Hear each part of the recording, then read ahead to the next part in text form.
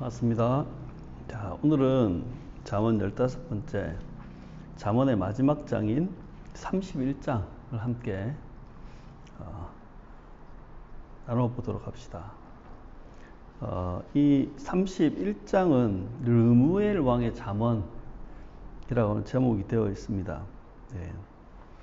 이 잠언을 나눠보면 먼저 1절이 서론에 해당하고요. 그리고 2절에서 9절까지가 지도자를 위한 잠언, 그리고 10절에서 31절까지가 현숙한 여인에 대한 잠언으로 되어 있습니다. 그러니까 중요한 내용은 두 개겠죠. 먼저 서론을 한번 보면 1절인데요. 르무엘 왕의 말씀이다는 거하고, 그리고 그의 어머니가 그에게 훈계한 잠언이다 하는 부분들이 나옵니다. 예. 이 르무엘 왕이 누구냐? 예, 성경학자들은 이 르무엘 왕이 모릅니다. 성경에 언급되지 않는 사람이기 때문에 그 어떤 사람인지 모른다. 하지만 이 르무엘의 뜻은 어떤 거냐면 하나님께 속한이라는 말입니다. 그러니까 하나님께 속한 왕이 그의 어머니를 통해서 들었던 잠언인 거죠. 그래서 이 어머니의 교훈은 지도자를 위한 잠언과 또 현숙한 여인에 대한 잠언으로 나뉘게 되는 겁니다. 자, 그러면 이제 2절부터 9절에 있는 내용을 보면 지도자를 위한 잠언, 그러니까 지도자가 삼가할 일과 해야 할 일에 대해서 언급합니다. 2절은 내가 무엇을 말하랴라고 하는 걸 3번이나 언급한 걸 보면 이건 이런 거죠. 내가 이 말은 꼭 해야겠다. 그러니 명심해서 들어라 이 말입니다. 3절에는 이 지도자를 위한 잠언, 지도자가 삼가할 일에 대한 이야기가 나옵니다. 그게 여자에게 힘을 쓰지 말라는 겁니다. 그러니까 여자를 위해 여자 때문에 힘쓰지 마라. 이 말은 뭐냐면 성적 탐욕에 대해서 이야기하는 겁니다. 그러니까 여자에게 너의 길을 맡기지 말아라. 너의 인생을 걸지 마라. 그러면 망한다. 성경의 이세벨만 보더라도 여자 자체가 가지고 있는 위험성, 네, 그리고 이 삼손의 이야기를 통해서도 여자를 이용하려는 그 세력들의 위험성은 우리 역사를 통해서도 알 수 있는 겁니다. 그러니 이 어머니는 르무엘 왕이 이야기합니다. 여자에게 너무 힘쓰지 마라. 거기에 여자 때문에 여자를 위해서 중내산에 그거 너무 그 신경 쓰지 말라는 거예요. 두 번째는 4절에 7절인데 술을 마시지 말라는 겁니다. 여러분, 왕은 술을 먹는다고 할 때 무슨 왕이 혼술을 하겠습니까? 분명히 이 술에는 여자와 유흥이 곁들여진 술이지 않겠습니까? 그러니까 술과 유흥이 한 세트처럼 움직이는 거예요.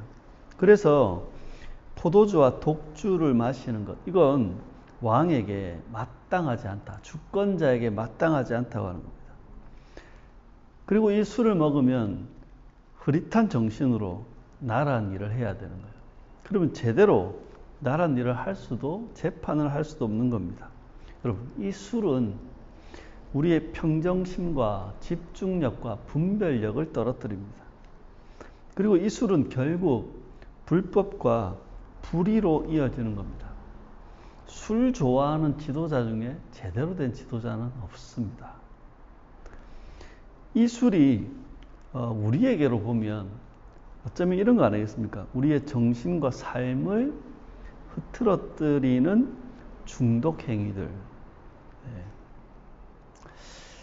이 술은 왕에게 어울리는 게 아니라 죽음을 앞둔 자, 육체적 고통이 심한 자에게나 어울리는 것이니 너는 술을 멀리해라. 마시지 말라는 이야기를 합니다.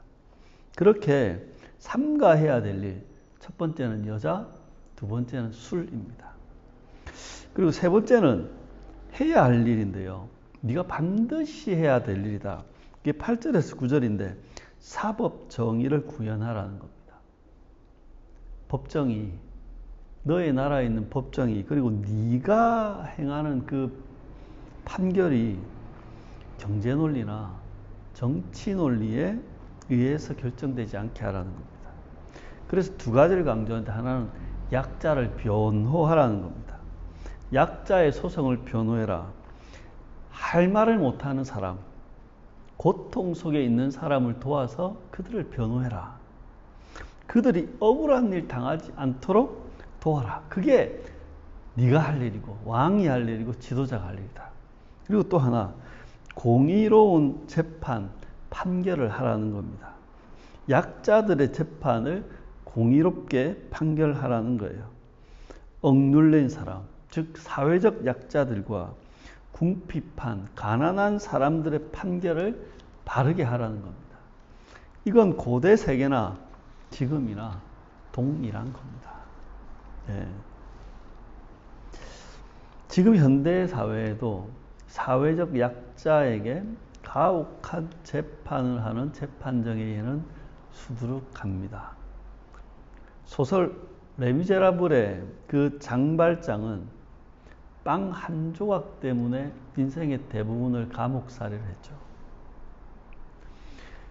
우리가 살아가는 이 사회의 현실 세계에서도 우리는 뉴스 기사를 통해서 간간히 이러한 일들을 봅니다. 사회적 약자에게만 유달스럽게 가혹한 재판정. 여러분, 800원을 가지고 그 버스 돈통에 있는 그 800원으로 100원짜리 커피, 자판기 커피를 먹었던 버스 기사를 해고했던 일.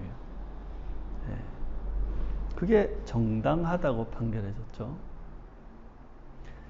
그리고 어떤 버스 기사가 해고되는 걸 보면 계산 2,400원을 계산을 잘못했다고. 그러니까 소인으로 뭐 4명인가 그렇게 계산했다고. 그렇게 해서 해고당한 버스 기사가 정당하다고. 그리고 요즘 한참 인기 있는 유명한 기사 중에 하나가 초코파이와 카스타드 절도 사건이 있습니다. 그래서 법정에 넘겨진 사람. 야, 초코파이, 카스타드 이 1,000원밖에 안 하는 것 가지고도 법정으로 가야 되는 현실. 여러분, 그렇게 사회적 약자에게는 법정이 가혹하게 적용됩니다.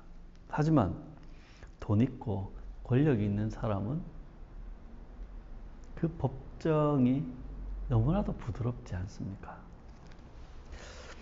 이 2절에서 9절 지도자를 위한 잠언, 이 이야기 속에 하는 건 이겁니다. 지도자라면, 권위자라면, 공직자라면, 목회자라면 이거 지켜야 된다는 거예요. 첫째, 여자에게 에너지 쏟으면 안 된다. 너의 자원을 그 이성에게 쏟지 마라. 좀 더 들어가면 부적절한 이성 관계를 맺지 마라.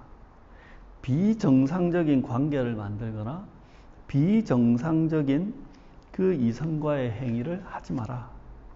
오히려 건전하고 정상적인 이성관계, 다른 말로 하면 올바른 부부 생활, 결혼 생활을 해야 한다. 너의 부부 관계에 충실해라. 예. 그게 안 되면 공직자든 목회자든 무너지는 겁니다. 두 번째는 음주하지 마라. 예. 술과 유흥을 금하는 것입니다. 예. 권력의 자리에 가고 지도자의 자리에 가면 그나마 교회 성직자들은 덜하겠지만 일반 공직자들은 술 접대를 흔하게 받죠. 그리고 술을 좋아하게 되죠. 만약에 술을 먹고 살게 되면 그 사람은 평정심과 집중력과 분별력을 잃게 될 것입니다. 그리고 그가 있는 그 공직의 자리에 있는 직무를 소홀하게 될 것입니다. 그러니 술을 멀리해야 됩니다. 뿐만 아니라 우리 신자들은 일체의 중독 물질이나 중독 행위에 빠져서는 안 되는 겁니다. 세 번째 잠언이 이야기하는 건 공정하게 직무를 수행하라는 거죠. 재판을 공정하게 해야 된다. 너의 직무를 공정하게 수행해야 된다. 특히 약자들이 억울하지 않도록 너의 직무를 수행해야 된다. 참고로 신명기 17장 14절에서 20절은 이스라엘의 왕도에 대해서 이야기합니다. 여기서 강조하는 게 네 가지인데, 하나는 너무 많은 힘을 가지지 마라. 두 번째, 너무 많은 아내를 두지 마라. 세 번째, 너무 많은 은금을 모으지 마라는 겁니다. 그리고 강조합니다. 율법책을 가까이 두고 읽으며 그것을 지켜라. 그러니까 이 지도자, 공직자, 목회자들이 조심해야 될 건 부적절한 이성관계, 돈, 술, 그리고 권력입니다. 그뿐 아니라 이 지도자들과 공직자, 목회자들이 반드시 해야 될 일, 그것은 성경 말씀을 가까이 하고 준행하며 공정한 직무를 수행하는 일. 성경의 이 잠언의 마지막 31장은 먼저 이걸 강조합니다. 지도자로서 지켜야 될 지침. 그리고 두 번째 10절에서 31절은 현숙한 여인에 대한 잠언을 이야기합니다. 현숙한 여인은 뭐냐면 현명하고 유능한 여인이라는 겁니다. 먼저 10절을 보면 누가 현숙한 여인, 이 현명하고 유능한 여인을 맡겠는가? 그녀는 그 어떤 것보다 가치 있다. 현숙한 여인은 자기 노력만으로 얻을 수 없어요. 현숙한 여인은 오직 하나님의 은총으로 얻는 선물인 것입니다. 그래서 이 현숙한 여인을 얻기 위해서는 하나님을 의지해야 되고, 이 현숙한 여인을 얻는 비결은 하나님을 경외하는 자입니다.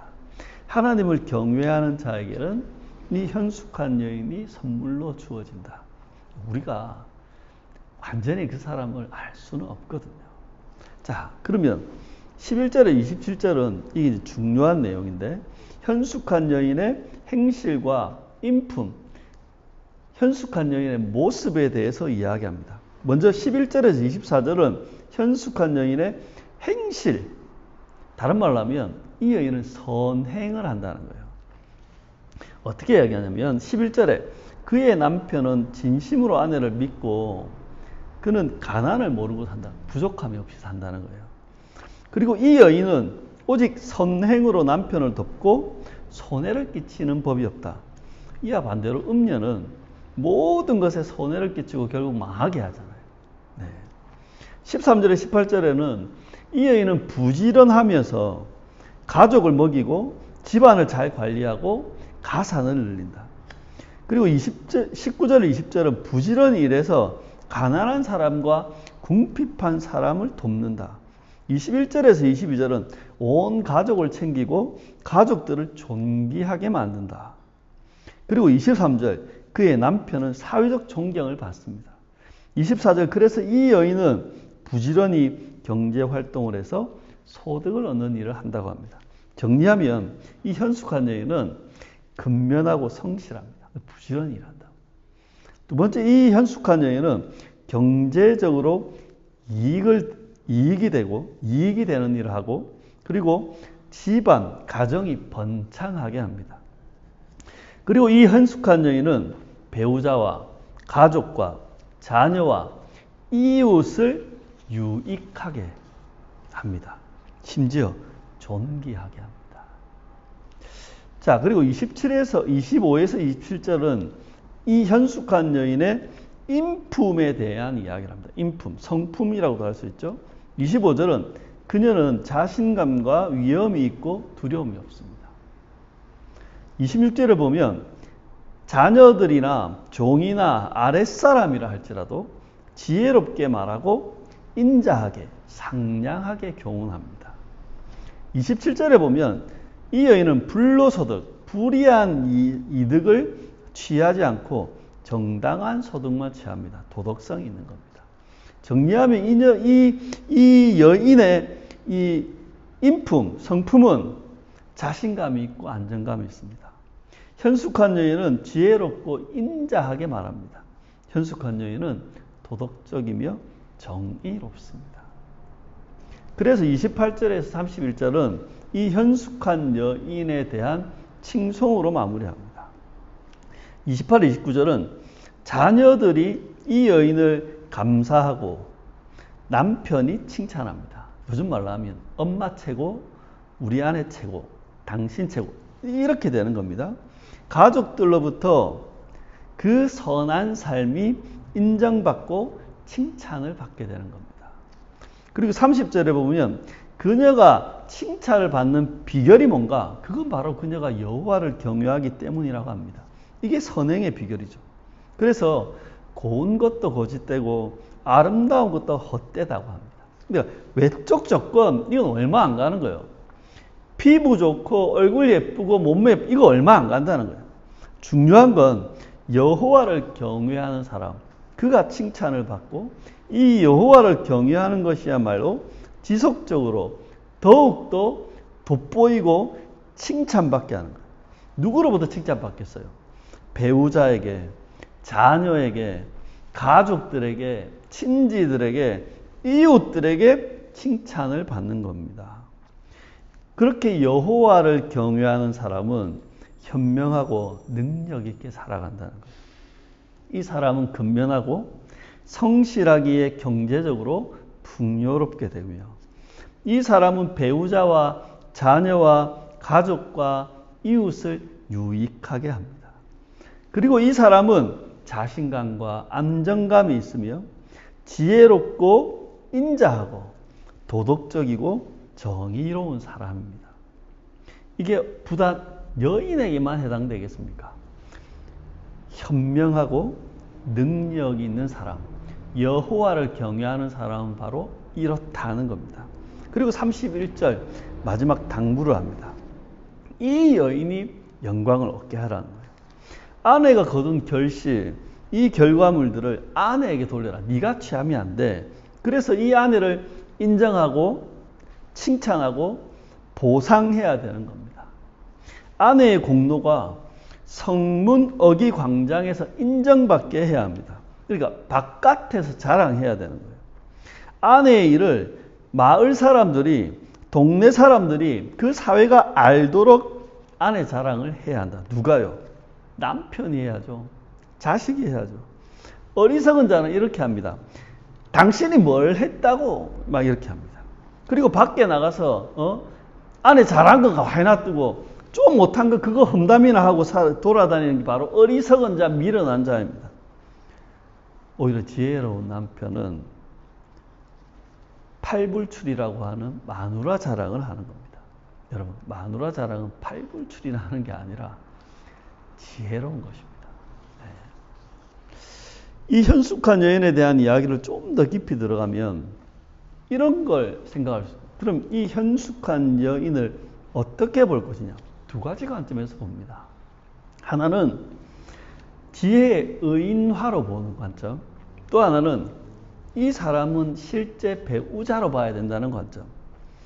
더 크게 보는 건 지혜의 의인화로 봐야 된다고 하는 게 더 많은 이야기지만 실제 배우자, 이 실존적인 어떤 사람으로 보는 것 또한 무시해서는 안 되는 겁니다. 먼저 이 현숙한 여인을 지혜의 의인화로 보게 되면 이런 겁니다. 지혜를 얻는 것은 현명하고 유능한 여인을 얻는 것과 같다는 겁니다.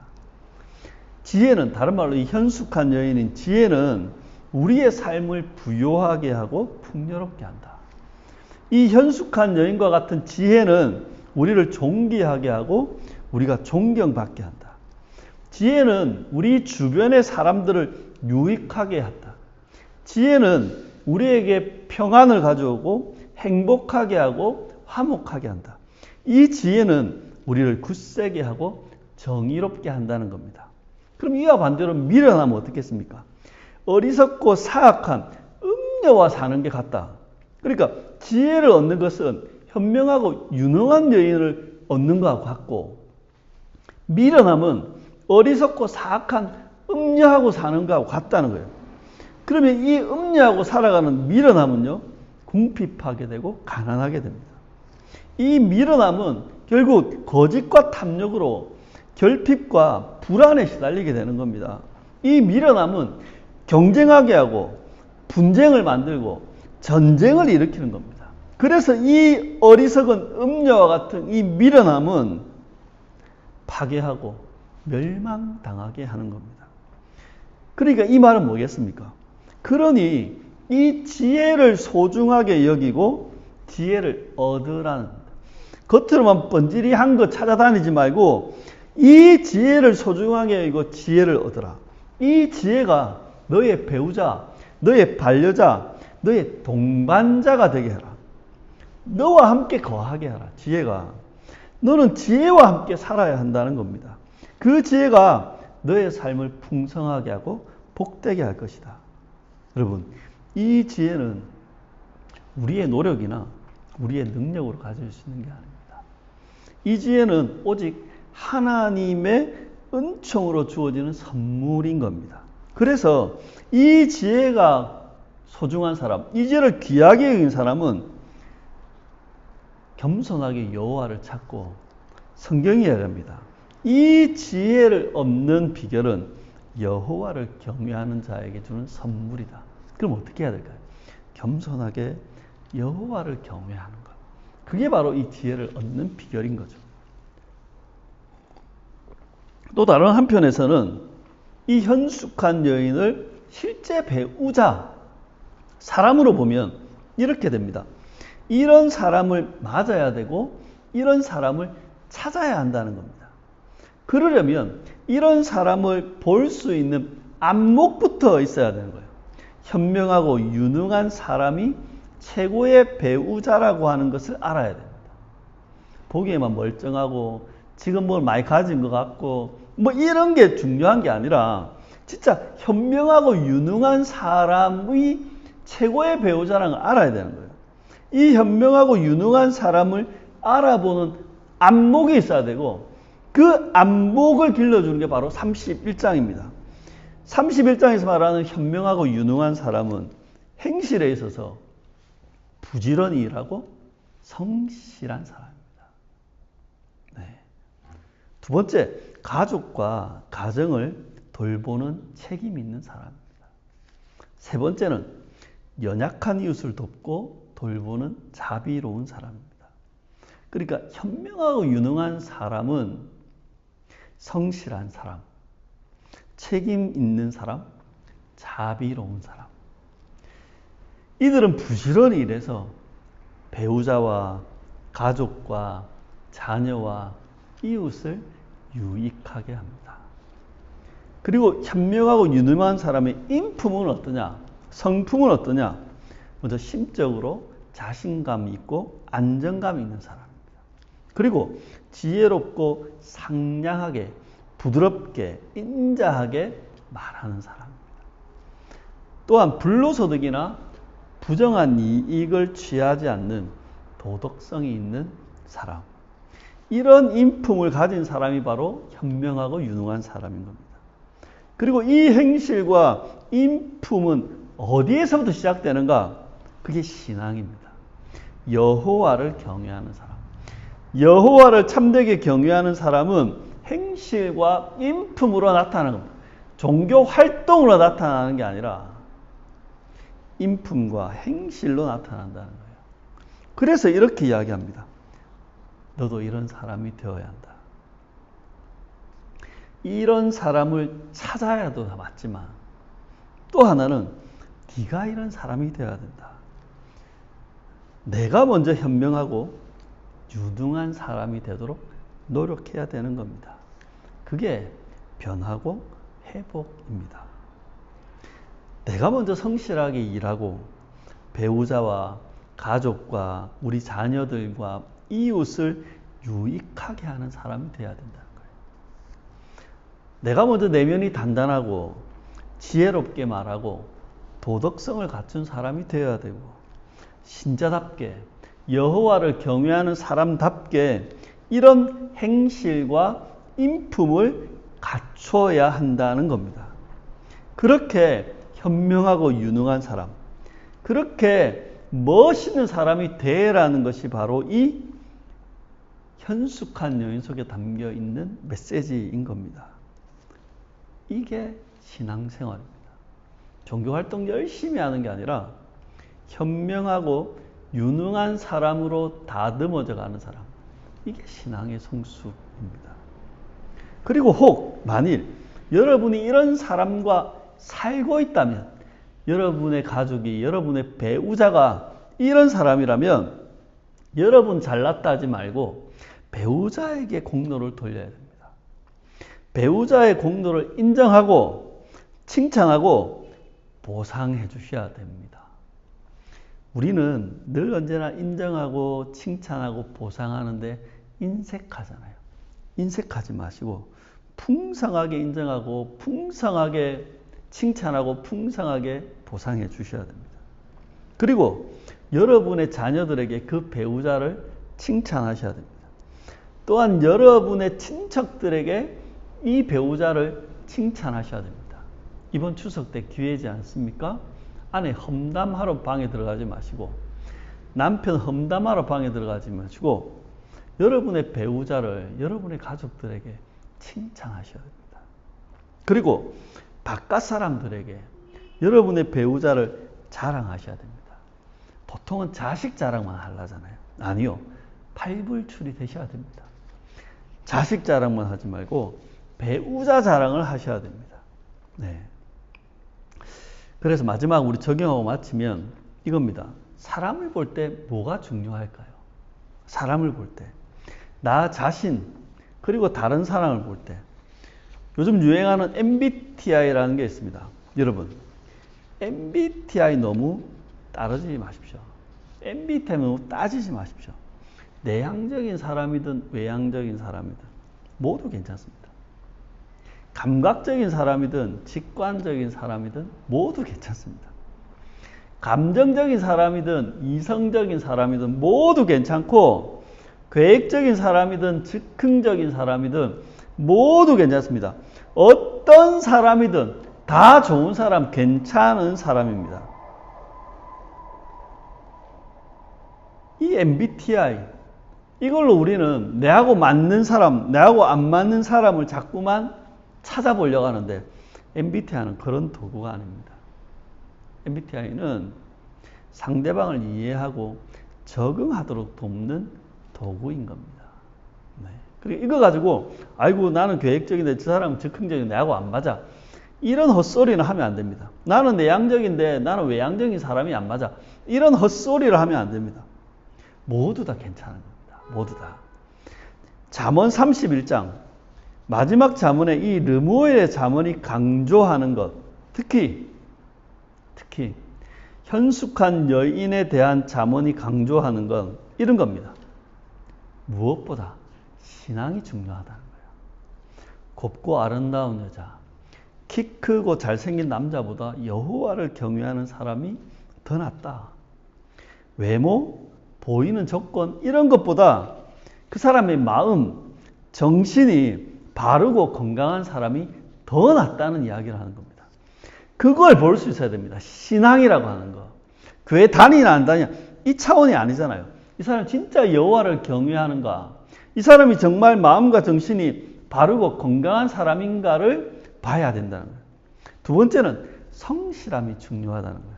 다른 말로 하면 게으른 사람은 피해야 합니다. 노동을 회피하는 사람 피해야 합니다. 소득보다 소비가 더 많은 사람 피해야 합니다. 쉽게 돈을 쓰는 사람, 돈 쓰는 걸 흥청망청 아무렇지도 않게 쓰는 사람 피하셔야 됩니다. 허영심 많은 사람 안 됩니다. 고급 의류, 귀금속, 명품 가방 좋아하는, 그리고 그걸로 치장하는 여자들 피하셔야 됩니다. 할부 많은 고급차 타고 명품 가지고 다니는 남자들 조심하셔야 됩니다. 특히 자기 노동, 자기 능력이 아니라 부모의 재력과 능력으로 살아가는 사람, 보기에는 좋아 보이지만 피하셔야 됩니다. 성실함이 중요하다는 거 아는 사람은 이걸 피하겠죠. 세 번째는 가족과 가정에 대한 책임감이 중요합니다. 가족과 가정에 대해서 무시하거나 무관심하거나 터무시하는 사람은 안 됩니다. 가족들을 돌보지 않거나 가족들에게 인색한 사람도 피하셔야 됩니다. 가족에게 함부로 말하고 폭력적인 행동을 하는 사람도 피하셔야 됩니다. 자기 감정, 자기 상황만 중요한 것처럼 자기중심적이고 이기적인 사람도 피하셔야 됩니다. 자존심만 강해서 택도 아닌데 생고집을 부리는 사람도 마찬가지로 피하셔야 됩니다. 중요한 건 책임감이 있느냐, 특히 가정에 대한, 가족에 대한 책임감이 있느냐를 잘 보셔야 됩니다. 네 번째는 이타적인 마음이 중요합니다. 다른 말로 하면 타인을 존중하고 불쌍한 마음, 불쌍히 여기는 마음이 있어야 됩니다. 그런데도 타인에게 함부로 하거나 이용하려 하거나 또 착취하려는 사람은 피하셔야 됩니다. 특히 약자를 무시하거나 함부로 하는 사람은 피하셔야 됩니다. 갑질하는 사람은 걸러야 됩니다. 무엇보다 중요한 이 이타적인 마음을 가지고 있느냐, 이걸 볼 수 있어야 돼요. 다섯 번째는 내적인 안정감, 단단함, 자신감이 중요하다는 거예요.